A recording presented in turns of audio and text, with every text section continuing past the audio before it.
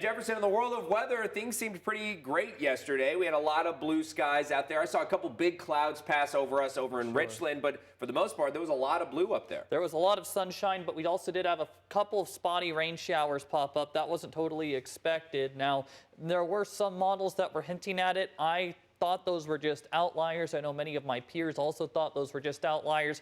Those showers did turn out to verify. Now, we didn't see a lot of rainfall anywhere, but there were a couple showers here and there. Now, that was in thanks to a storm system that was moving from the north, coming to the south. Today, we are going to see nothing but sunshine around the region. In fact, there's not even that chance of any showers. Looking out at the Tri-Cities this morning, not a whole lot to talk about. It's mostly clear. It's 32 degrees right now. Here's a look at our weather headlines today and going forward. We will see sunny skies and cooler temperatures today than we have seen previously. We get back to warmer weather on Friday with temperatures back into the 70s tomorrow, and then we will be mostly dry and breezy for this coming Easter weekend. We'll talk more about all three of these weather headlines in more depth coming up.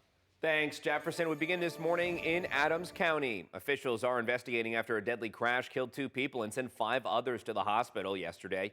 According to Washington State Patrol, just after 3:30 p.m., 28-year-old Cesar Hernandez of Moses Lake was traveling southbound on State Route 17 near a milepost 34.2, while 43-year-old Tiffany Adams of Othello was heading northbound. Hernandez tried to pass another vehicle in a no-passing zone and ended up hitting Adams in the process. Both vehicles came to a rest in their corresponding lanes, blocking traffic. Hernandez and one of his passengers, 20-year-old Angel Valenzuela, died at the scene. Officials say they both weren't wearing their seatbelts.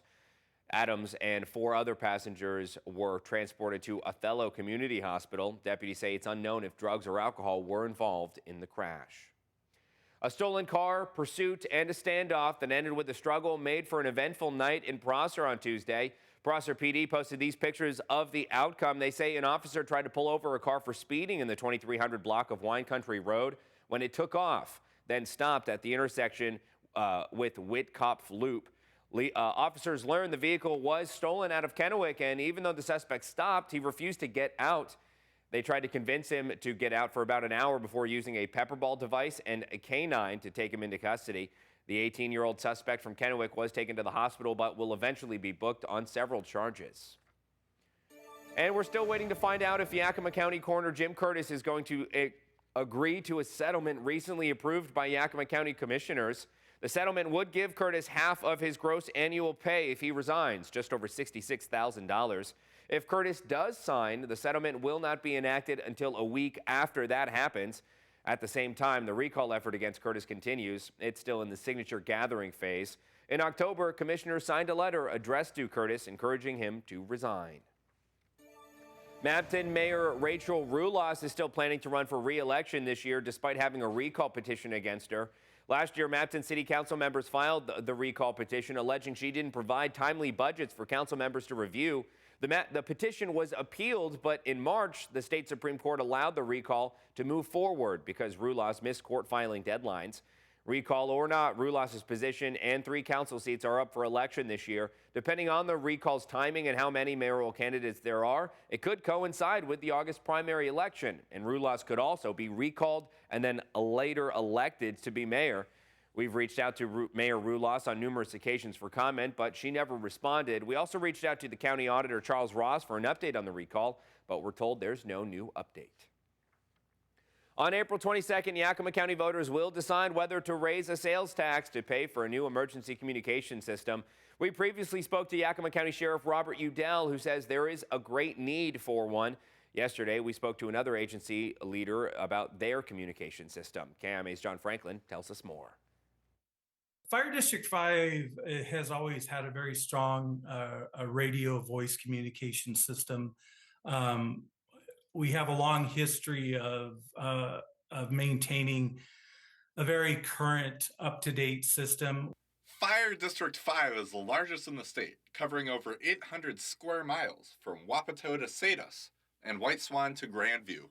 So by virtue of that, we have to have a system that works very well to link all of our stations and all of our firefighters and responders together. Their radio communication network is fairly new and does not have any large dead spots. It can always be a little bit better, but I would say that today our coverage is outstanding. In fact, their current network has recently completed a major upgrade, Well, we actually just completed a pretty vast upgrade of our radio system.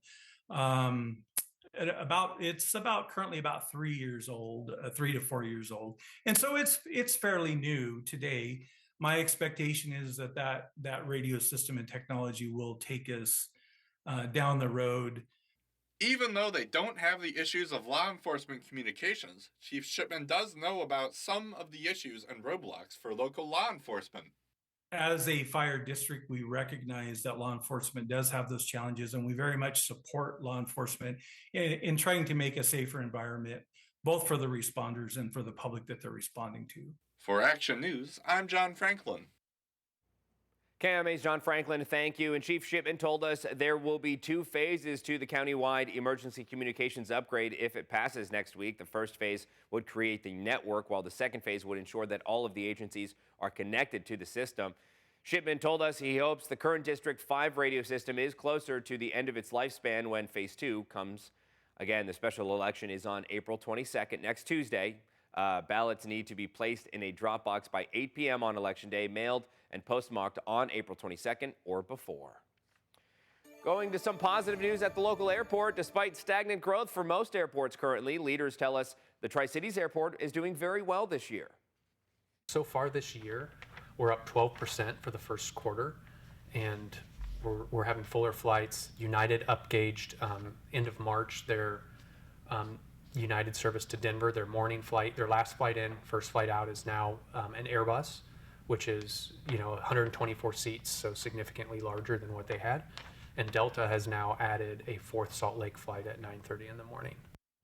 Taft mentions although this isn't a new route, it is still very encouraging news showing the strength of the Tri-Cities market.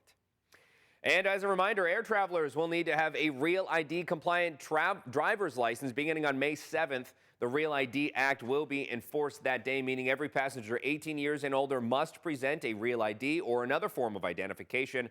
Those other forms may be a valid U.S. passport or a military ID. If you already have an enhanced Washington driver's license, you're good to go. Passengers who do not have their Real ID will be pulled aside for additional screening. The Benton County Rural Electric Association is shifting focus away from providing internet access and has sold its PowerNet service. They sold it to Yakima County Advanced High-Speed Internet for $110,000. Advanced will now serve about 1,000 customers in rural Benton County. Managers with Benton REA say they sold it so they can focus on providing electricity and that the new company will provide better internet service.